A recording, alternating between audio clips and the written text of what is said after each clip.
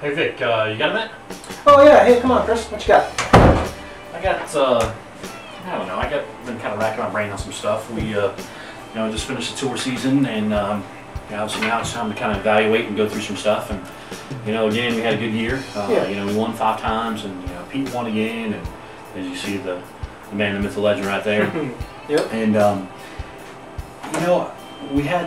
we had some really good events, and obviously we won 5 times. We won with Dick won with second dimension, and Rhino won with a natural, and Pete won with a high road and a furious. And more often than not, we're not using the super aggressive balls. We got a great product line, and the Invasion, virtual gravities, they're like too much ball for the tour guys. Because what happens is we get such a high rev rate. The guys chop the pattern down so fast that strong balls are too much. So we're kind of into the weaker balls, but in some cases we need just a little bit more than what we have, but not quite to the premier line stuff. So what I've been thinking is something probably along the lines like the master line, a little bit stronger than like a high road, but not maybe similar to like the dimension, second dimension, a little bit more kick on the back. Is hey, you got any ideas? So you want something that's going to read early and have that continuous roll and movement, kind of like the Dimension series had. Right. But you want something that has a little bit more back end, a little bit more angle off the spot. Exactly. Because like I said, with the high rev guys on tour, if we go in Invasion, I mean it's hooking so much, we just can't hardly control it. That makes sense. And I'm coming back to, and also I'm sure the general consumer, the league bowler, when you've got the pole in the middle and you don't have the high rev rates, it doesn't break it down. The Invasion's great, the virtual gravity's great, the virtual energy's great. But if they had something that was just a little bit more maybe predictable and more just rolly continuous, I'm thinking it's probably gonna help all of us. Okay. Well, tell you what, I'm going to sit down, I'm going to do a little bit of R&D on it, I'm going to look at what made some of those continuous ball wins that we had, second dimension, see what we can really do, I guess. And I'll see what I can do for you, see if I can't get you something that can help get us a few more wins next year. Alright, sound good? Thanks, dude. Thanks, Chris.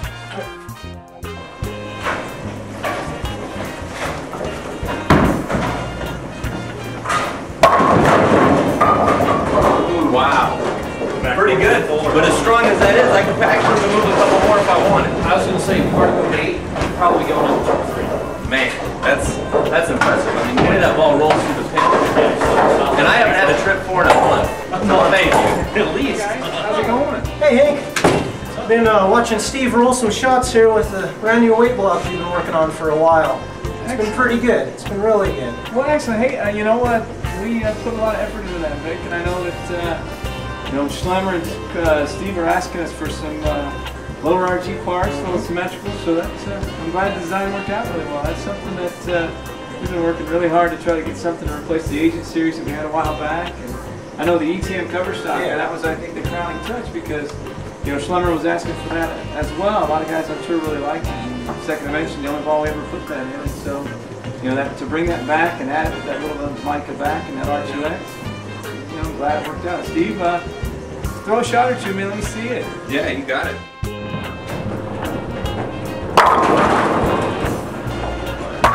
And I think a big part of that too is as small and as tight as that core is, and as much as that weighs, that's going to have a lot tighter spin radius. So we'll want to rev up faster. I mean, it does weigh quite a bit in that low RG, and we know that the RG factor is one of the most important things in ball motion. You talk about cover stocks and covers, but what's that first and foremost after all that?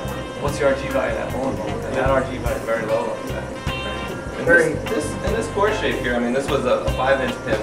I've also been looking at drilling up maybe a couple of different layouts to get some different reactions, but based off of this shape, I would expect to be a pretty predictable motion for what I'm trying to get. Right. It seems to me, at least just by looking at the shape and knowing about the dynamics of the core, that if we go a pin up, a pin down, we go a 5-inch pin, a 4.5, a 5.5, a 4, it's going to give us a little bit of a variety, but it's still going to be, we know what we're going to get. It's going to be predictable. It's going to be predictable for the bowler. I think it's going to be predictable for the ball driller. They're going to be able to drill this up and not get any kind of, very outrageous results. It's going to be a good benchmark type of ball, I think, for a lot of people. And I think that was the biggest part of the design, trying to make a benchmark piece. Exactly. You know, I played around with this quite a bit, just getting the exact heavy, dense, very small sphere, and then you can see by the elongation of it to get that differential high enough.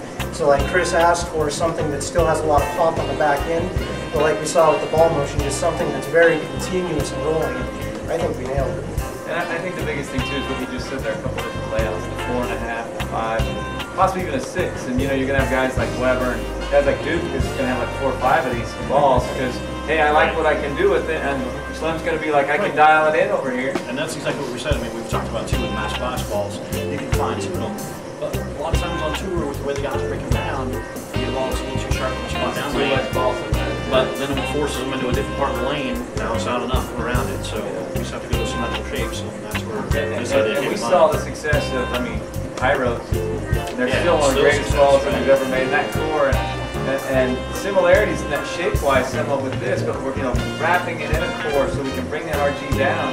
We knew the predictability based on that shape, so we tuned it in to get exactly what we were looking for. I'm telling you what. I'm impressed. Comparing it with the high road, this has a much lower RG, so we'd have a little earlier break point, right? Absolutely. Quite a bit earlier. Okay, so it's going to fit in between the high road and then our rear line ball. Very nice. Yeah, good fit, nice connection. Yep. Cool. Good job, guys. Thank you very much. I appreciate it. That's awesome. Let's do it. All right. Good work.